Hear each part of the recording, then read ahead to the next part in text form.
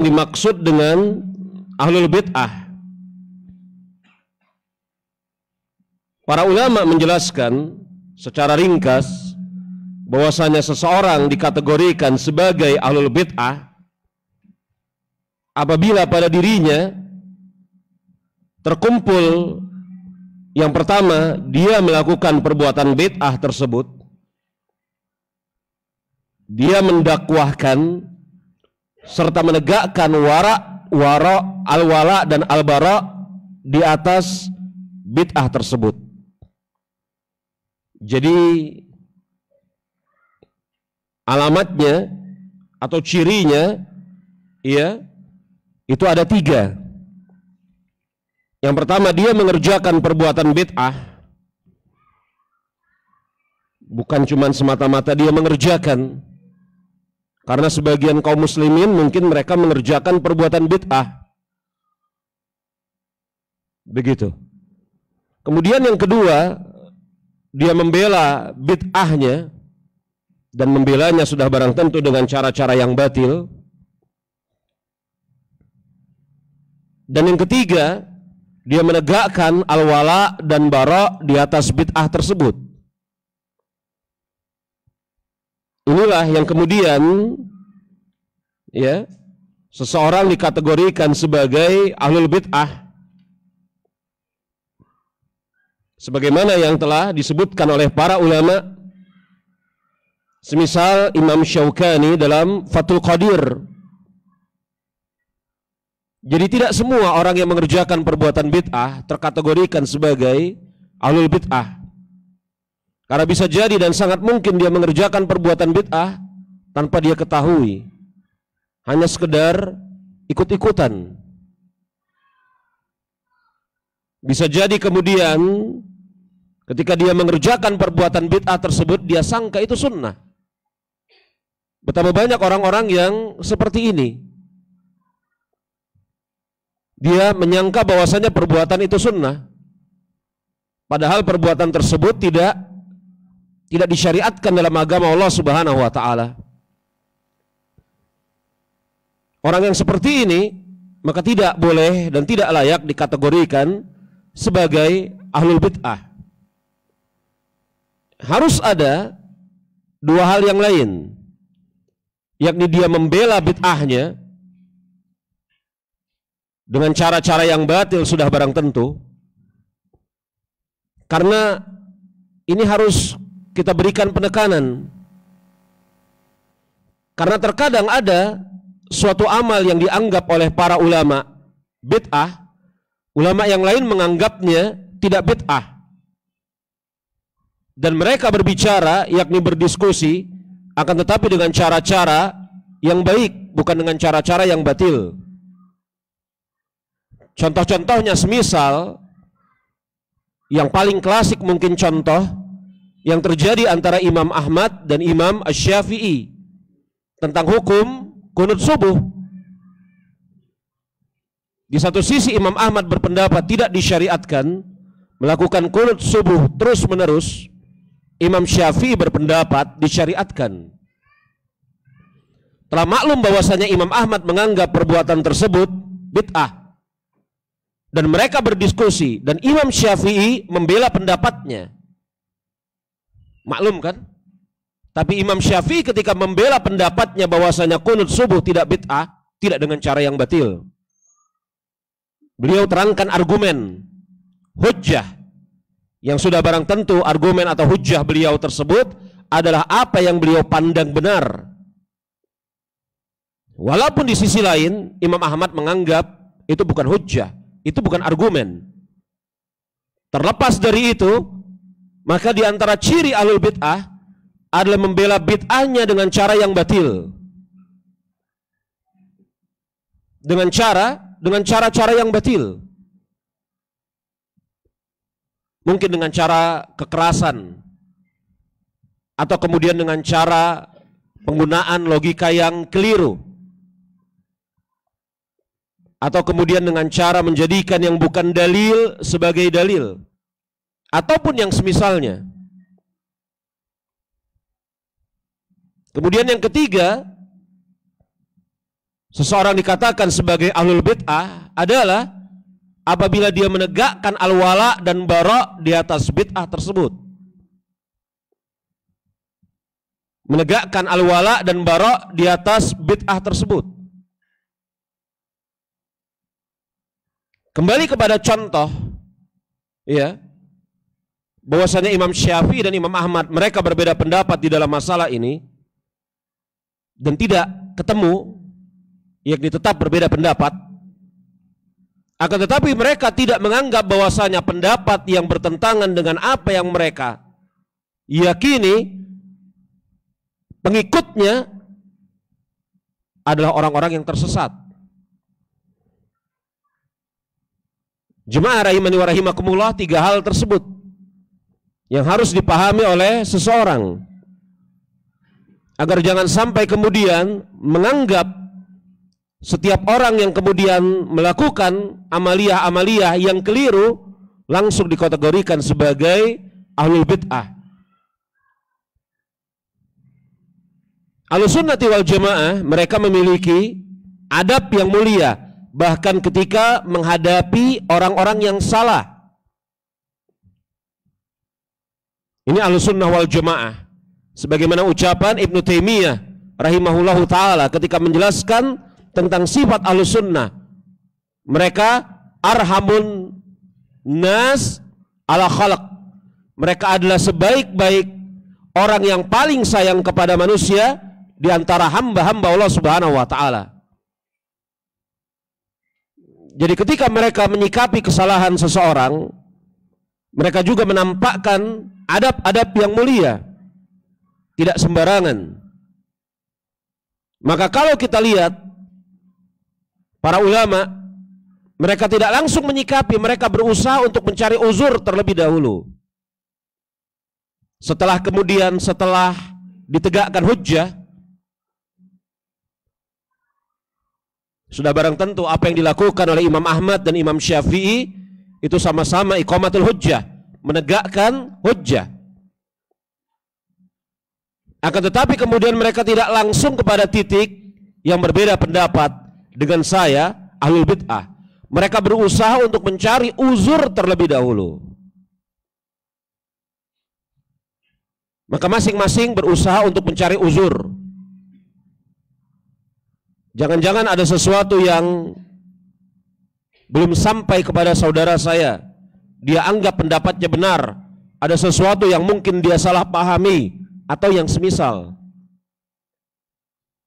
Makanya Syekhul Islam Ibnu Taimiyah dalam kitab beliau yang sangat cantik sekali, beliau berusaha menurunkan 12 uzur kenapa seseorang itu bisa berbeda pendapat atau menyelisihi dalil.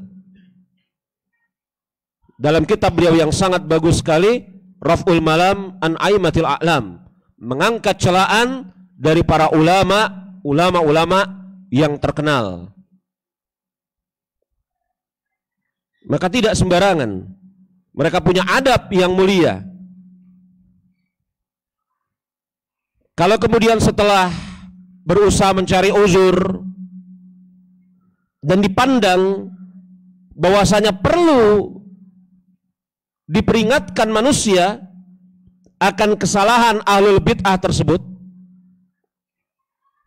Karena kenapa? Karena jemaah, tidak setiap ahlul bid'ah mesti dibicarakan. Misal, suatu kelompok kaum muslimin yang berada di suatu tempat yang mereka tidak pernah mengenal bid'ah tersebut. Kemudian ada sebagian orang yang menukil bahwasanya di tempat yang lain ada bid'ah ini, maka hendaklah kalian berhati-hati. Ini kurang manfaat. Bahkan kemudian bisa jadi akan menimbulkan rasa ingin tahu pada sebagian orang. Keburukan itu bukan untuk disebar, tetapi diisolasi.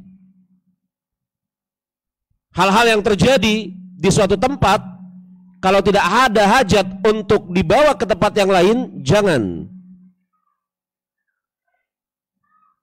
Ini kadang-kadang ada sebagian orang yang menukil dari satu tempat ke tempat yang lain, berhati-hati terhadap fitnah fulan, berhati-hati terhadap fitnah pemahaman ini dan itu. Padahal orang-orang yang ada di tempat tersebut, mereka tidak mengetahui fulan itu siapa.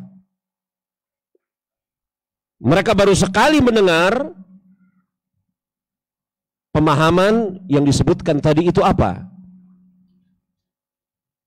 Maka bisa jadi kemudian maksudnya adalah untuk menasehati, memberikan peringatan, akan tetapi berbalik menjadi kontraproduktif. Orang-orang yang tidak tahu berusaha mencari tahu, menyebarkan syubhat bahkan. Lihat jemaah rahimani wa rahimakumullah, inilah ya yang harus diperhatikan. Andai kata kemudian telah tampak harus disikapi perbuatan bid'ah tersebut dan ahlul bid'ah, karena kalau tidak disikapi maka kaum muslimin secara umum akan tertipu dengan bid'ahnya, maka baru kemudian disikapi. Jadi bukan langsung disikapi, langsung dibicarakan. Ini perkara yang tidak tepat. Menukil dari satu tempat ke tempat yang lain tanpa ada hajat, yang maksudnya adalah mungkin hendak memperingatkan atau menginginkan kebaikan kepada manusia, malahan bisa jadi dia menjadi sebab tersebarnya syubhat. Maka kalau kemudian bid'ah itu memang betul-betul ada di tempat tersebut dan ada yang menyerunya, menegakkan wala dan barok di atas itu, maka mungkin perlu diperingatkan manusia akan keburukannya. Ini sikap yang semestinya ditempuh oleh Ahlussunnah. Sikap yang pertama adalah mengetahui dulu siapa ahlul bid'ah itu. Sikap yang kedua, berusaha untuk memberi uzur. Sikap yang ketiga, meminimalkan kemadaratan. Dan sikap yang keempat, dan ini adalah sikap yang terakhir, baru kemudian mengingatkan manusia akan buruknya bid'ah serta pelakunya. Maka jemaah rahimani wa rahimakumullah, ini yang dilakukan oleh para ulama. Misal Syekh Albani ketika menulis bantahan terhadap suatu buku, beliau katakan, saya telah menulis bantahan ini dari 25 tahun yang lalu. Akan tetapi tidak tampak tanda-tanda rujuk orang tersebut. Maka sebagai nasihat untuk umat, saya izinkan buku ini untuk dicetak. Coba 25 tahun. Tidak baru nulis langsung disebar, baru tahu langsung bicara, bahkan baru tahunya juga baru tahu permukaannya saja, baru dengar-dengar.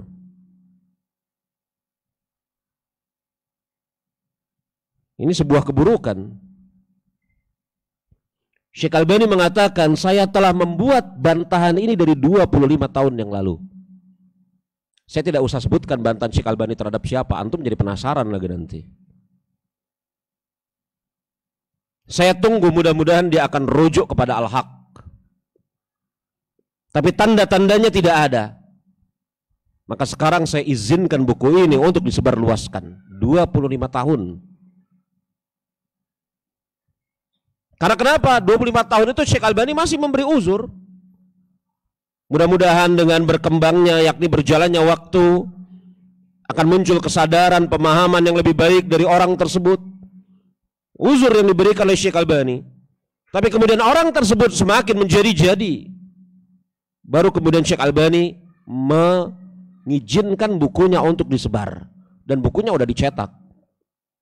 Antum baca saja bukunya Syekh Albani satu persatu, ini ada di muqaddimahnya. Yang saya omongin ini ada di muqaddimah salah satu dari buku-bukunya Syekh Albani.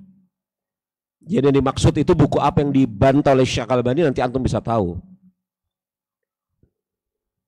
25 tahun, bukan waktu yang sebentar. Iya. Dan yang menarik, ketika misalnya Syekh Shalih Fauzan hafizahullah ta'ala membantah seorang tokoh yang masyhur bahwasanya dia termaksud orang yang menyebarkan fitnah di kalangan salafiyin, maka Syekh Shalih Fauzan menyebutnya Fadilatus Syekh Fulan bin Fulan. Itu bantahannya Syekh Shalih Fauzan. Ini bukan sikap muwazanah atau sikap yakni bermain-main. Karena Syekh Shalih Fauzan tahu orang ini yang sedang dibantah adalah orang yang memiliki kedudukan tinggi di suatu tempat. Dan orang ini orang yang cukup berpengaruh pada sebagian kaum muslimin. Maka Syekh Shalih Fauzan memakai uslub yang sangat baik sekali. Saya berikan bantahan ini agar kemudian diperhatikan oleh saudaraku yang mulia, Syekh Fulan bin Fulan. Ini luar biasa. Coba kalau kemudian Syekh Fulan tersebut namanya saya sebut, dan antum membayangkan ucapan orang-orang yang ada di sekitar kita tentang Syekh Fulan ini siapa, itu beda sekali akhlaknya dengan Syekh Shalih Fauzan. Adab yang mulia, bahkan ketika berhadapan dengan orang yang menyelisihi pendapatnya.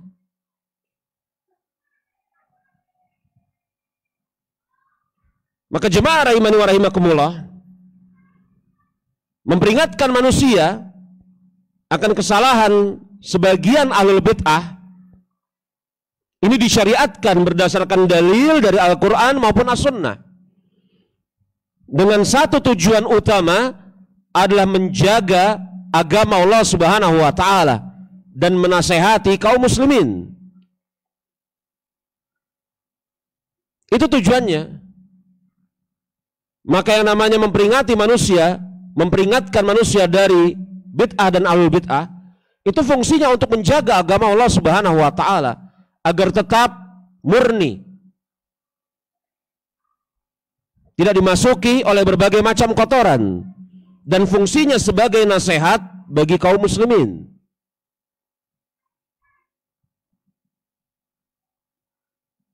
Bukan kemudian fungsinya untuk mungkin gagah-gagahan,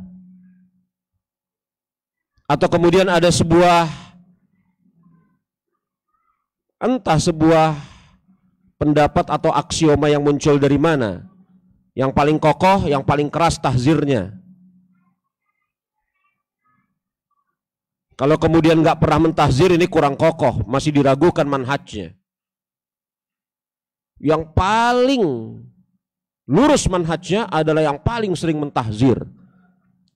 Ini anak-anak ini belajar dari mana gitu loh.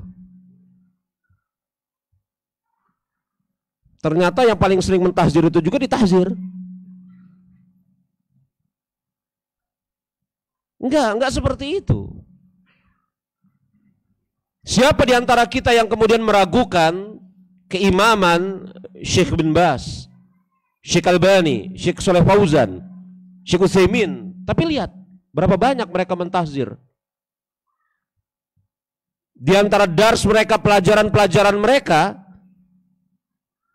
yang sekian banyak jumlahnya, berapa banyak mereka mentahzir. Adapun kalau mereka mentahzir itu hanya sekedar lewat aja, tidak dijadikan suatu materi pokok dalam sebuah pelajaran. Ini kadang-kadang kita melihat ada sebagian orang yang kemudian punya materi pokok dalam pelajaran, mengingatkan manusia akan bahaya si fulan. Itu materi pokok pelajarannya.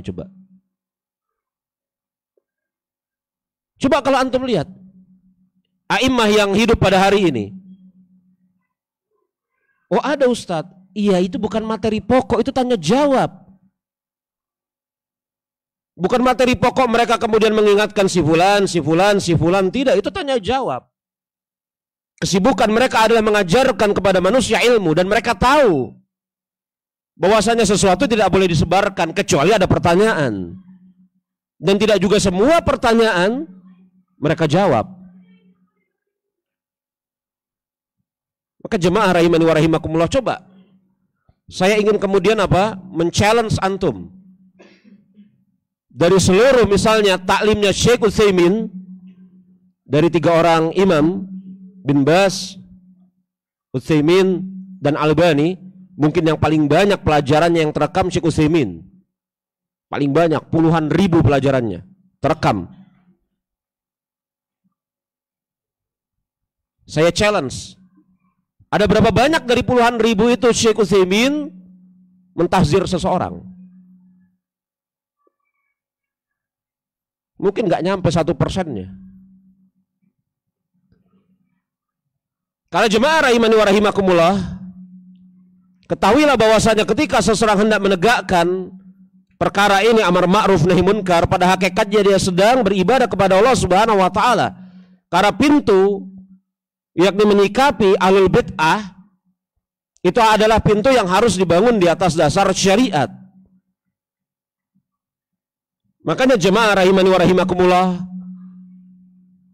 Nabi kita Nabi Muhammad alaihi salatu wasallam mengatakan, man ahabba lillah wa abghadu lillah wa atalillah wa mana lillahi faqad istakmalal iman. Siapa yang cinta karena Allah, benci juga karena Allah, memberi karena Allah, dan menahan pemberian juga karena Allah, maka pada hakikatnya dia telah menyempurnakan keimanannya. Jadi ketika memperingatkan manusia menyikapi ahlul bid'ah, itu bukan karena ego, ada rasa permusuhan,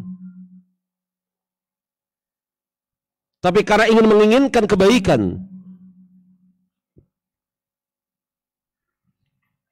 Jemaah rahimani wa rahimakumullah, banyak dalil-dalil dalam Al-Quran maupun As-Sunnah. Kita tidak katakan bahwasanya salafi itu, kadang-kadang ada juga sebagian orang yang kemudian menuduh bahwasanya salafi kelompok ini anti tahzir. Enggak. Ada sebagian orang-orang yang kemudian punya pandangan seperti itu. Dan itu juga terbentuk gitu loh. Salafi ini anti tahzir. Enggak. Kita tidak anti tahzir, tetapi anti terhadap tahzir yang serampangan gitu loh. Makanya jemaah rahimani wa rahimakumullah, ya, Ahlussunnah wal Jamaah harus berada dan berdiri di atas ilmu. Mereka mengetahui bahwasanya tahzir merupakan bagian dari agama. Dalil-dalilnya banyak dari Al-Quran maupun As-Sunnah. Mungkin dalil yang paling masyhur adalah kisah tentang 2 orang yang datang kepada Abdullah bin Umar bin Khattab untuk meminta fatwa atas perbuatan sebagian orang yang berpendapat bahwasanya Allah Subhanahu wa taala tidak mengetahui sesuatu sampai sesuatu itu terjadi. Ini jelas kemungkaran yang amat luar biasa. Dan 2 orang itu adalah Yahya bin Ya'mar dan Humaid bin Abdurrahman Al-Himyari. 2 orang tabi'in yang muncul dari Basrah, yang mereka menceritakan bahwasanya di Basrah ada seseorang yang berpendapat, dan orang tersebut, kalau saya tidak salah namanya Ja'ad bin Dirham, bahwasanya Allah Subhanahu wa taala tidak mengetahui sesuatu sampai sesuatu itu terjadi. Bagaimana menurut pendapatmu wahai Ibnu Umar? Lalu apa kata Abdullah bin Umar, semoga Allah Subhanahu wa taala meridhai beliau, fa iza laqita ulaika fa akhbirhum anni bari'un minhum wa annahum bura'u minni. Apabila engkau bertemu dengan mereka, maka kabarkanlah bahwasanya Ibnu Umar berlepas diri dari mereka dan mereka tidak ada urusannya dengan Abdullah bin Umar. Lihat peringatan Abdullah bin Umar terhadap orang-orang yang mengusung pemahaman Qadariyah. Iya, orang-orang itu yang muncul di Basrah adalah orang-orang yang kemudian mengusung pemahaman Qadariyah. Oh, bukan Ja'ad bin Dirham, maaf, Ma'bad al-Juhani. Ma'bad al-Juhani. Ya, saya koreksi. Bukan Ja'ad bin Dirham, tetapi Ma'bad al-Juhani. Iya. Taib jemaah rahimani wa rahimakumullah, bagaimana kemudian Abdullah ibnu Umar menegakkan nasihat kepada kaum muslimin dengan menegakkan apa? Peringatan. Dan Ibnu Umar mengatakan, demi Allah, sesungguhnya kalian tidak beriman dengan sebenar-benarnya keimanan sampai kalian beriman kepada takdir. Andai kata kalian berinfak sebesar gunung emas, maka tidak diterima infak kalian sampai kalian beriman kepada takdir. Karena ini bagian dari takdir. Makanya Ahlussunnati wal Jamaah mereka mengatakan keimanan kepada takdir itu ada 4 maratib. Yang pertama al-ilmu, yakni meyakini bahwasanya Allah Subhanahu wa taala mengilmui sesuatu sebelum sesuatu itu apa? Terjadi. Setelah ilmu apa? Kan ada 4. Ilmu. Yang kedua kitabah. Yang ketiga al-masyiah. Yang keempat al-khalaq. Maka rukun beriman kepada takdir ada 4. Al-ilm, al-kitabah, al-masyiah, al-khalaq. Allah Subhanahu wa ta'ala mengilmui segala sesuatu sebelum sesuatu itu terjadi. Allah Subhanahu wa ta'ala mengetahui segala sesuatu, bahkan sesuatu yang tidak terjadi, andai kata terjadi, Allah Azza wa Jalla tahu bagaimana terjadinya. Saya ulangi. Allah Subhanahu wa ta'ala mengetahui segala sesuatu, bahkan sesuatu yang tidak terjadi, andai kata terjadi, Allah Subhanahu wa ta'ala mengetahui bagaimana terjadinya. Jadi dia tidak terjadi. Tapi andai terjadi, Allah tahu terjadinya seperti apa. Maka Qadariyah ini mengingkari ilmunya Allah Subhanahu wa ta'ala dengan mengatakan Allah Subhanahu wa ta'ala tidak mengetahui sesuatu sebelum sesuatu itu terjadi. Makanya Abdullah bin Umar mengatakan, tidak beriman salah seorang di antara kalian walaupun dia berinfak sebesar gunung emas sampai dia beriman kepada takdir. Kaitannya di situ. Karena yang diingkari oleh Ma'bad al-Juhani dan orang-orang yang condong kepadanya adalah al-ilmu dalam bab takdir. Iya. Maka jemaah rahimani wa rahimakumullah, perhatikan baik-baik ini. Ya. Mereka memperingatkan manusia, yakni yang dimaksud mereka di sini adalah salafus soleh, memperingatkan manusia dari penyimpangan-penyimpangan, dari bid'ah-bid'ah. Sebagaimana ucapan Abdullah bin Mas'ud. Beliau mengatakan, yaji'ul qaumun yatrukuna minas sunnati misla hadza ya'ni mifsalul isba'in fa in taraktumuhum ja'u bitamatil kubra. Akan datang suatu kaum yang mereka meninggalkan sunnah seperti ini. Ibnu Mas'ud memberikan isyarat antara berpisahnya 2 jari seukuran ruas jari, segini. Kelihatannya dekat ya. Tapi kalau diteruskan ini ke sana kan jadi jauh di ujung sana. Iya kan? Maka Ibnu Mas'ud mengatakan yang seukuran ruas jari, jika kalian membiarkan mereka, yakni tidak memberikan peringatan kepada manusia, tidak menasehati mereka, tidak berusaha kemudian untuk memperbaiki keadaan kaum muslimin dengan menegakkan amar ma'ruf nahi munkar, maka mereka akan datang membawa bencana yang sangat besar. Bencana apa? Makanya jemaah rahimani wa rahimakumullah, Ayub As-Sikhtiyani mengatakan Khawarij itu bermacam-macam. Bahkan sekte yang paling banyak turunannya, anaknya itu Khawarij. Khawarij itu beranak pinak, nggak satu, muncul terus. Apa kata Abdul Ayyub As-Sikhtiyani? Ahlul ahwa'i kulluhum khawarijun wa qala innal khawarij ikhtalafu fil ismi wajtama'u ala sayf. Khawarij itu suatu kaum yang mereka berbeda-beda namanya. Ada yang namanya ini, ada yang namanya itu, belum lagi Khawarij itu punya anak lagi banyak semuanya. Akan tetapi kata Abdullah Ayyub As-Sikhtiyani, mereka berbeda di dalam nama, akan tetapi bersatu di atas pedang. Maksudnya apa? Ini dia yang menyebabkan kekacauan di dalam tubuh kaum muslimin, diantaranya bid'ah.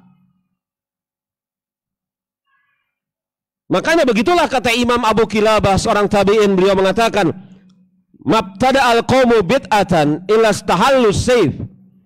Tidaklah suatu kaum mereka kemudian mengada-adakan bid'ah, melainkan akan berakhir dengan cara menghalalkan pedang. Betul nasihat dari Abdullah bin Mas'ud, kalau dibiarkan ini berbahaya. Di antara bentuknya adalah kaum muslimin menjadi tidak mengetahui mana agama yang hak karena sudah tercampur antara sunnah dengan bid'ah. Karena tidak diingatkan. Lihat jemaah rahimani wa rahimakumullah, perhatikan baik-baik.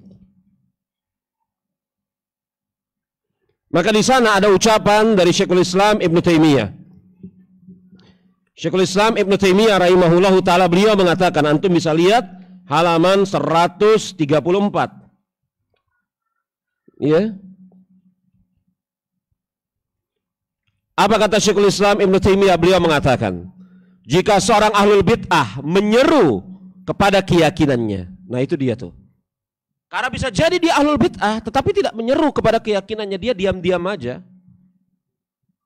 Dia ahlul bid'ah tapi dia tidak menyeru kepada keyakinannya, diam aja. Dia menyembunyikan bid'ahnya. Bagi kita yang tahu bahwasanya dia menyembunyikan bid'ahnya, tidak menyeru kepadanya, ya kita diam aja, nggak perlu memperingatkan manusia akan kebid'ahannya. Karena kenapa? Ini bisa jadi merupakan satu cara yang dengan sebab itu tertutup pintu hidayah. Awalnya dia menyembunyikan bid'ahnya, kemudian kita sebarkan. Coba tuh, apa yang terjadi kira-kira? Seseorang yang disebarkan dan dikatakan bahwasanya dia ahlul bid'ah, nggak ada yang suka. Mungkin dia akan bereaksi dengan apa? Ya sudah, selama ini saya diam-diam, maka saya akan terang-terangan sekarang. Maka tidak setiap ahlul bid'ah harus diterangkan kesalahannya. Ibnu Taimiyah Syekhul Islam mengatakan, dia menyeru kepada keyakinannya, mengajak manusia membela bid'ahnya dengan cara-cara yang batil. Makanya di sana membela keyakinannya yang menyelisihi Al-Quran dan As-Sunnah dengan cara-cara yang batil. Dan dikhawatirkan dia bisa menyesatkan manusia.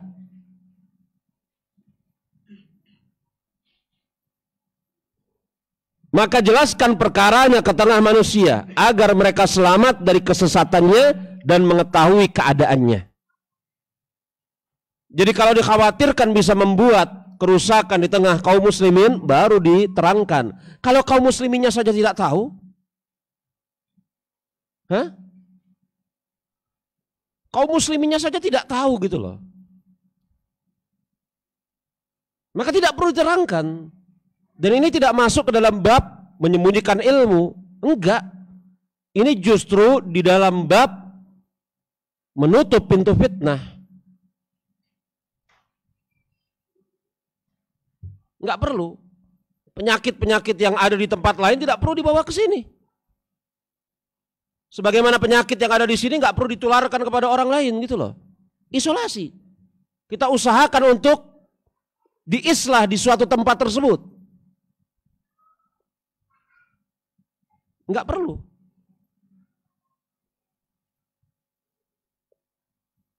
Saya ingat sekali, ini saya bukan menukil syubhat. Enggak, saya enggak menukil syubhat.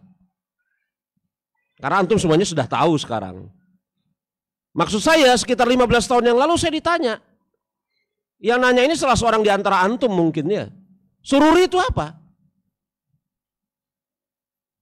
Sebelum saya jawab, saya tanya, antum dengar dari mana? Ada yang ngomong, Ustaz. Coba tuh. Ya kita tidak katakan membahas itu tidak membawa manfaat, tetapi apa yang terjadi? Orang yang awalnya tidak tahu kemudian menjadi tahu, berusaha mencari tahu. Coba diisolasi. Penyakit-penyakit kayak gini gak usah disebar kemana-mana. Makanya Ibnu Taimiyah mengatakan apa? Ya. Maka jelaskan perkaranya ke tengah manusia agar mereka selamat dari kesesatannya dan mengetahui keadaannya. Dan semua ini wajib dilakukan dalam bentuk nasihat. Lihat itu, nasihat. Bukan ngebully. Atau kemudian malah menyebarkan yakni aib-aib yang gak ada hubungannya sama bid'ahnya. Dia melakukan, anggaplah dia melakukan perbuatan bid'ah A, disebarkan aibnya yang gak ada hubungannya sama bid'ahnya. Ini bukan nasihat. Anggaplah dia melakukan bid'ah A, kemudian dikorek, yakni apa, urusan-urusan lain yang gak ada hubungannya sama bid'ahnya. Ini bukan bentuk nasihat, ini tajasus. Mencari-cari kesalahan kaum muslimin. Mengharap wajah Allah Subhanahu wa taala. Bukan karena sentimen pribadi, ini ucapan Ibnu Taimiyah.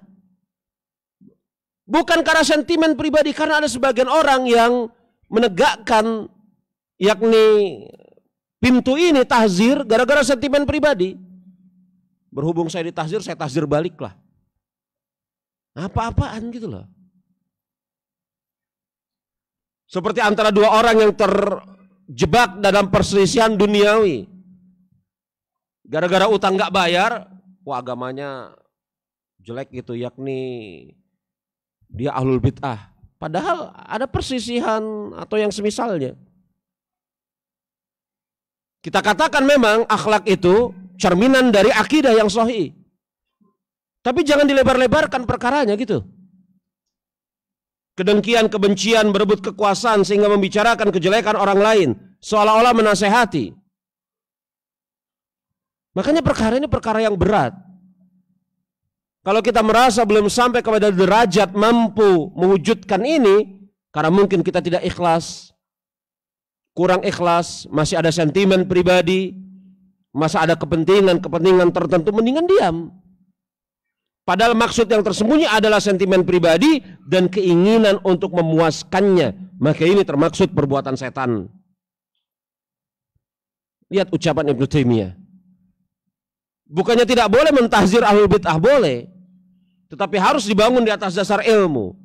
Kelemah lembutan, keikhlasan kepada Allah Subhanahu wa taala, menginginkan kebaikan kepada manusia. 4 hal ini kalau kita cermati dari ucapan Ibnu Taimiyah. Menegakkan tahzir itu diperbolehkan. Tapi dengan syarat apa? Yang pertama ikhlas karena Allah Subhanahu wa taala. Yang kedua dengan ilmu. Yang ketiga menginginkan kebaikan kepada kaum muslimin. Kaum muslimin itu termaksud yang ditahzir. Karena bisa jadi yang ditahzir itu kapok gara-gara ditahzir, ya kan? Dan yang keempat, menghiasi tahzir tersebut dengan akhlak yang mulia. Maka jemaah rahimani wa rahimakumullah, ya, ini hal yang harus diperhatikan. Kita masuk kepada bab yang berikutnya. Di antara manhaj salaf, bantahan terhadap orang yang menyimpang. bantahan terhadap orang yang menyimpang.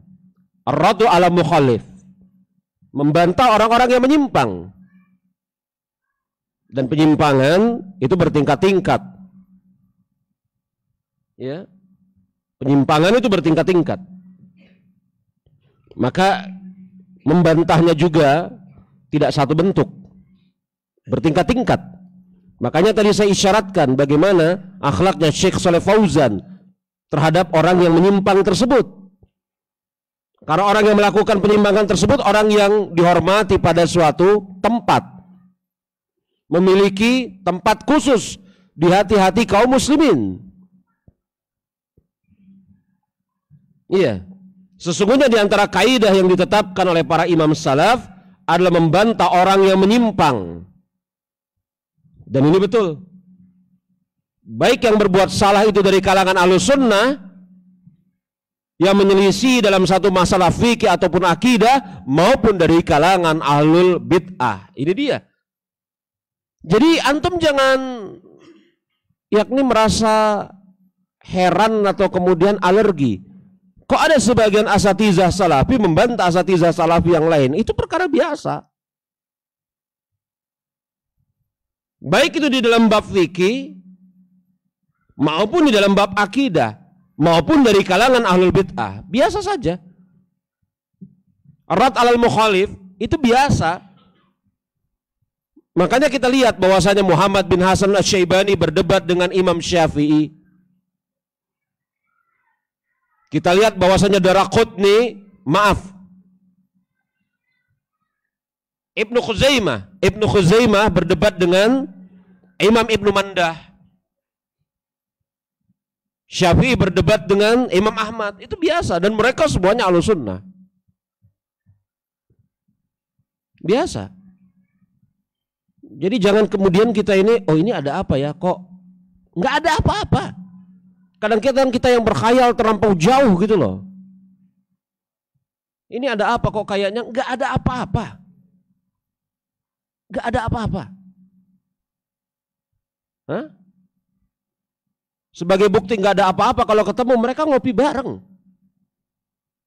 Makan bareng, nggak ada apa-apa. Saling berjabatan tangan, nggak ada apa-apa. Ya kalau kemudian ada satu dua oknum yang sikap-sikapnya kadang-kadang berlebihan, tabiat manusia. Ahlus sunnah wal jamaah itu punya prinsip kaidah membantah orang yang menyimpang. Baik dalam perkara fikih, apalagi dalam perkara akidah. Baik orang tersebut masih sesama ahlus sunnah, apalagi ahlul bid'ah. Mereka tidak tebang pilih, oh ini sahih walaupun salah biarinin aja. Oh ini musuh walaupun benar, gimana caranya ngebantahnya ya? Ini kan salah, ini sahih. Ya sengawur-ngawur dia, ya dia tetap sahih saya. Enggak seperti itu, dibantah. Sudah barang tentu ada adab-adabnya. Dan kata Syekh, ketika membantah kesalahan seseorang, maka tidak mesti disebut kebaikannya. Karena pada saat membantah kesalahan seseorang, kita tidak sedang menyebutkan biografi orang itu. Ini bukan manhaj muwazanah, bukan. Ini manhaj yang hak. Jadi ketika kita membantah kesalahan seseorang, tidak perlu disebutkan kebaikannya. Kan yang hendak kita katakan adalah kesalahannya ini, bantahannya ini. Jangan kemudian dikaburkan bahwasanya orang yang kamu bantah itu toh punya kebaikan. Kita tidak sedang membicarakan biografi seseorang. Kalau kita membicarakan biografi seseorang, maka kita selayaknya menjelaskan si fulan itu berjasa seperti ini. Dalam Islam memiliki kesalahan seperti ini, betul. Maka itu yang kemudian ditulis oleh para ulama. Semisal Imam Zahabi contohnya dalam kitab Siyar. Ketika menjelaskan tentang Hajjaj bin Yusuf Ats-Tsaqafi, beliau mengatakan, ini kalimat yang bagus tapi muncul dari orang yang jelek. Ada kalimat yang bagus keluar dari lisannya Hajjaj bin Yusuf Ats-Tsaqafi. Kalimatnya apa coba? Jiwamu apabila tidak engkau tundukkan, maka dia akan menundukkan dirimu. Ini kalimat bagus. Azan ini ya. Tayyib, kita jeda sholat Isya terlebih dahulu. Nanti ba'da sholat Isya kita lanjutkan. Subhanakallahumma bihamdika asyhadu an la ilaha illa anta astaghfiruka wa atubu ilaik. Alhamdulillahirabbil alamin. Assalamualaikum warahmatullahi wabarakatuh.